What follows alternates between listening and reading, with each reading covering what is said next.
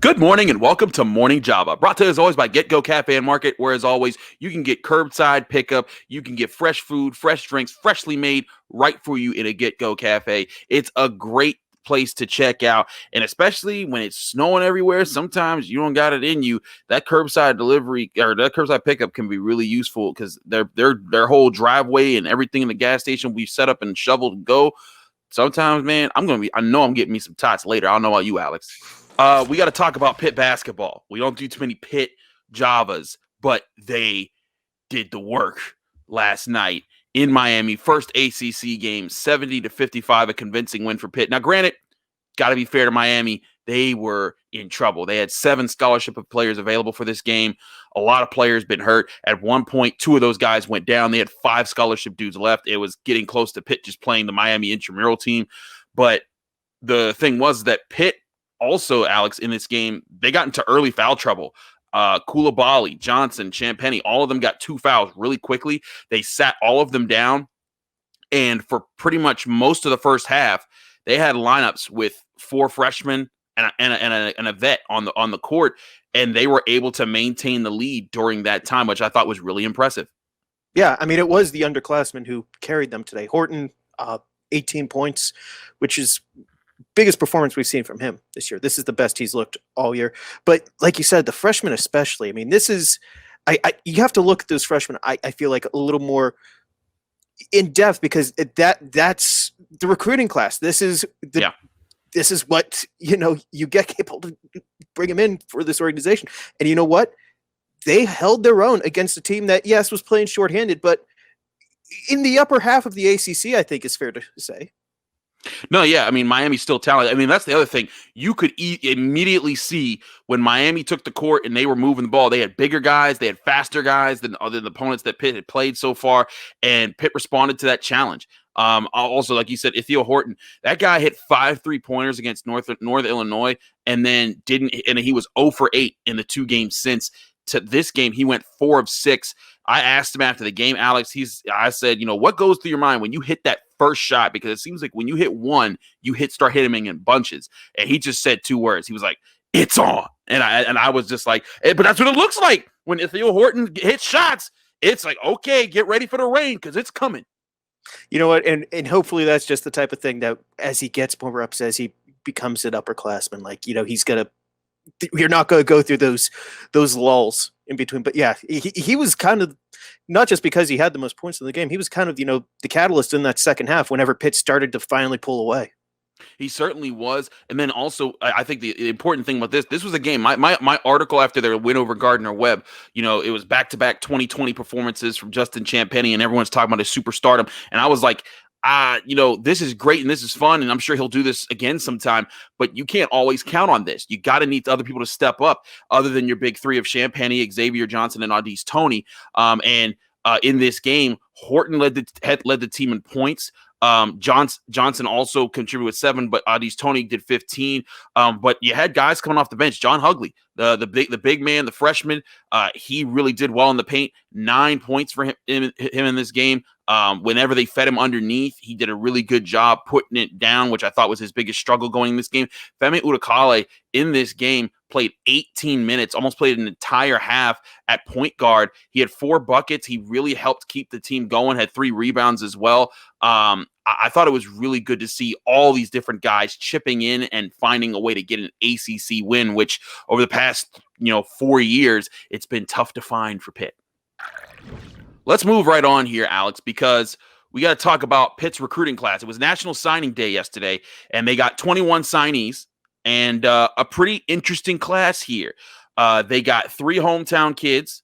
They got 3 people from Pittsburgh. They had a Central Valley kid as well, technically outside of Pittsburgh, but that's 4 kids in Western PA. They also had 4 signings in Virginia, all of which were decently talked about recruits. We knew about Naquan Brown, the guy who, switched over. He used to be a commit to LSU, the national champions, and switched over to commit to Pitt. He signed. But Rodney Hammond, a speedback out of Virginia Beach, and played for Booker T. Washington, he was a surprise for a lot of people. And he had over 1,500 yards. He's the number 14 prospect in Virginia.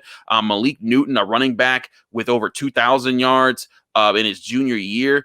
They had some really interesting players there. But again, you look back home and you see, a lot of defensive line recruits, Naki Johnson, the defensive end from West Mifflin, Elliot Donald from Central Catholic, and Dorian Ford from Baldwin. Yeah, and I think the defensive line is the real takeaway from this, especially up the middle with Donald, which I think Pitt has a pretty good track record of getting the Donald family. That is Aaron Donald's nephew, for those who don't know. So yes, that's a big win. He was also ranked as rivals. He was the number 5 overall prospect for Pennsylvania. So a big win coming from him. He had 11 sacks as a junior, which is going to be really interesting to see there. But also, Dorian Ford, a guy who used to be a fullback. He was the number 12 prospect in the state and the number 26 defensive tackle in the country. I mean, Pitt just churned out. They're going to have 3 guys on their defensive line go pretty high in this draft, and now you're getting 3 guys right from the area who might become contributors very soon. And I'm going to be a little biased here. I mean, Fighting Highlander also. It's nice to see the Baldwin kid, get some love here. I'm not going to pretend that I know everything about Baldwin Highlanders football anymore. Haven't since I graduated. But, I still heard about Dorian Ford and how, hey, this guy is for real. Those 2 up the middle, I think that's going to be – you win games at the line. And you know what? Pitt just did a really – really, really good job to secure that, they're not going to be beaten in the running game in the future. And that's key, especially for college. And they're going to be getting after the passer. And I mean, they've led the ACC in sacks for 2 years. They led the country in sacks this year. And again, Rashad Weaver and Patrick Jones, both I expect to go earlier in this draft. Patrick Jones may even work his way into the first round if he has a strong combine. Really excited to see what happens there. But, again, you look at this class, you get 2 offensive linemen from Michigan. And when you looked at their Virginia recruiting class, that's where Patrick Jones came from. You see Pitt getting 4 really good recruits. I believe 2 of them were 4 stars. The other 2 were 3 stars. They outdid Virginia and Virginia Tech in their own state. A huge win for them in continuing to build their program there. So we got to talk about the other news that happened right before National Signing Day. Like this week wasn't busy enough. Kenny Pickett announced on Twitter on Tuesday night that he's coming back. And Alex, when that happened, my mind was blown. Pitt's fans' minds were blown. Dorian Dickerson's mind was blown. He texted me. I texted back. I was like, "No, this ain't real." And it's crazy because so for those who don't understand, the NCAA instituted a waiver that any player who played in this season could declare this season not against their time in college football and play next year as well if they were a senior, or make sure that they could play further years down the line if they're like a freshman or a sophomore, and that's if they wanted. Kenny Pickett initially seemed like he was going to the draft. He talked about how this was going to be his last ACC game, and his last game at Heinz Field, and he did the senior day activities. There were all the different players that participated in senior day. But now he's coming back, and Alex, this is a huge breath of relief for Pitt fans.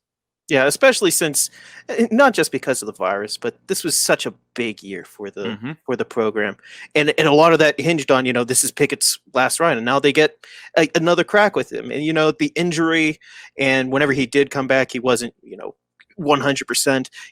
It's probably best for his draft stock, especially since this is kind of a stacked draft for quarterbacks. He might have a top 10 grade as far as that position goes, but. I mean, maybe bottom end of the top 10. He would get drafted. He would get drafted. He'd get drafted. Yeah. But next year, maybe, he goes in closer to the mid rounds if he has a good year.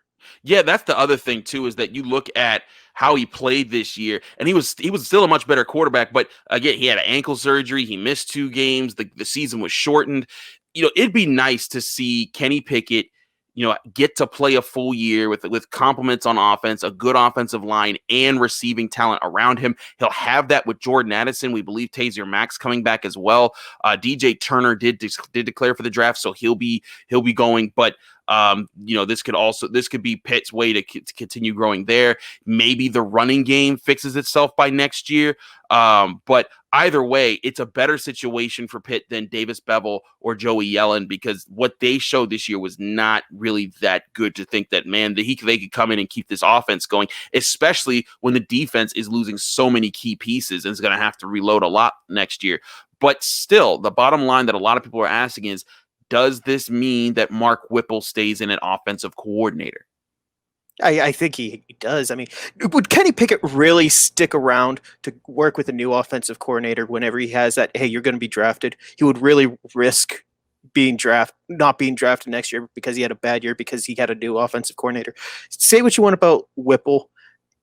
Pickett likes him. And you know what? They're going to stick around for another year. And I know people coming into this year like, oh man, this is such a big year for the program. This is such a big year for Whipple, for Narduzzi. I feel like that talk is kind of just pushed over now to 2021. Like that's going to be the big year for Pitt football. This is not make or break, but it's kind of a put up or shut up year. You got your quarterback back for basically a bonus year.